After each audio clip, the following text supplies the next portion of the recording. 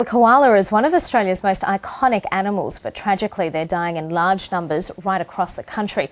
In Queensland, New South Wales and the ACT, their numbers have fallen so low, the government has placed them on the threatened species list. Tonight, Four Corners examines the issue, travelling to the areas where koalas are most at risk. Let's take a quick look.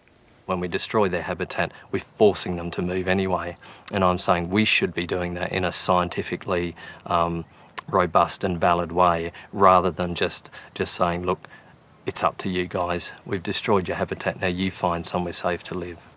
Reporter Marian Wilkinson joins us now from Sydney. Good morning. Why are we seeing koalas die off in such large numbers?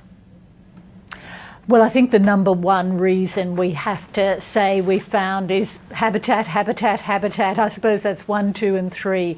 But the loss of the eucalypt forests where they live is the key one. And I think it would surprise people that that is still happening.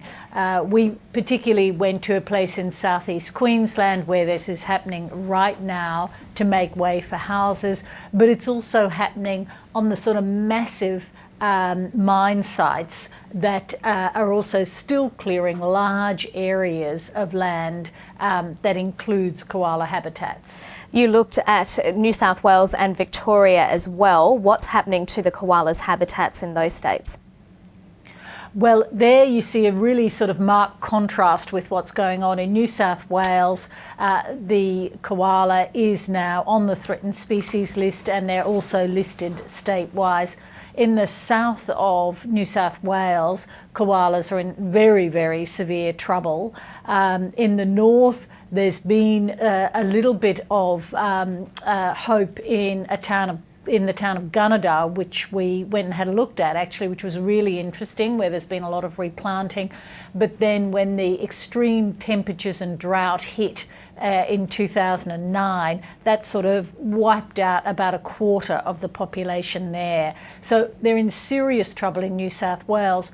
In Victoria, it's a different story, but in a way also a very interesting story, because there's been a lot of koalas that have come back since they were almost driven to extinction last century. But what's happened is they've come back from a very small gene pool. And what people are worried about is, with threats on the horizon like climate change, whether the Victorian koala in the future will be a threatened species, even though now their numbers are still widespread in Victoria. Does transferring the koalas to areas with more trees work? Is it as simple as that? It is not as simple as that. And that is one of the most contentious things we look at in the program, is the issue of what's called translocation. And there's a translocation program going on in Queensland right now, which is to do with koalas that are literally being moved so they will get out of the way of development.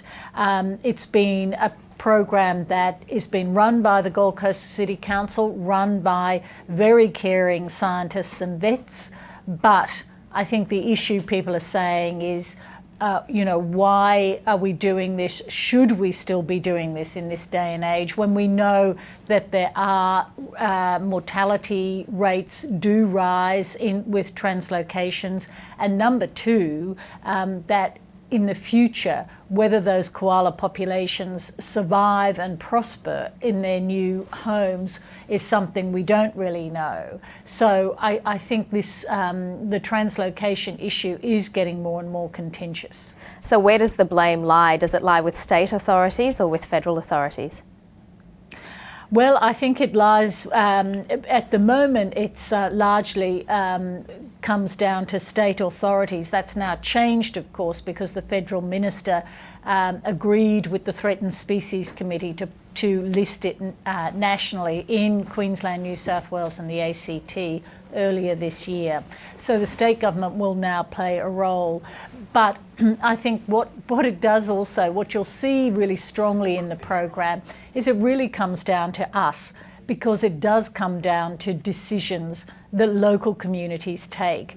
And I think the one area of hope that really comes out of the program is that in one particular local community we looked at in Gunnedah, there was an enormous effort by farmers, by the local council, by the state authorities to all put in the effort to restore habitat, and that can make a difference. So I think that, yes, state governments have been on the line about this. Now the federal government has got responsibility, but in fact it really is also a really important issue for communities to get involved with.